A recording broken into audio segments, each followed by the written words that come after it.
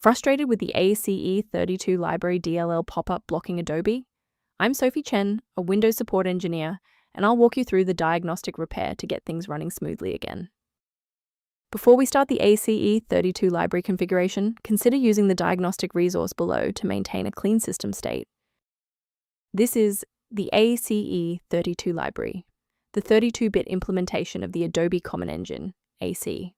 It provides the localized color management system, CMS, and coordinate rendering routines for 32-bit Adobe applications, essential for consistent localized color profiles across Photoshop and Acrobat.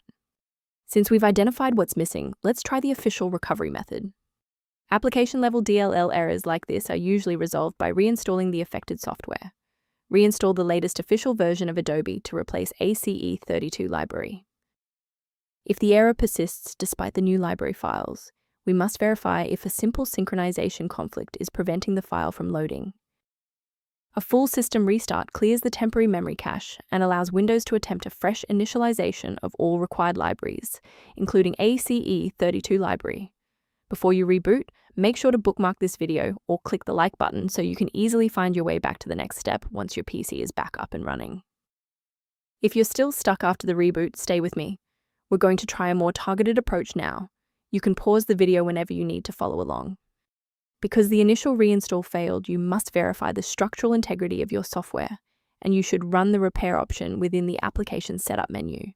This forces the system to compare your local DLL file against the official version and replace any data that is found to be truncated or damaged. Why are we doing this?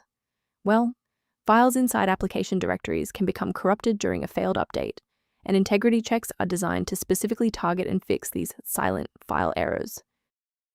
Before you wrap up the repair, let's ensure you're following the safest path for your system. It is critical to avoid the manual installation of ace32 library DLL unless you are following a verified engineering protocol, as a single directory error can prevent your OS from booting and result in significant data loss. Managing these dependencies can be streamlined by using a specialized diagnostic utility to monitor your system state.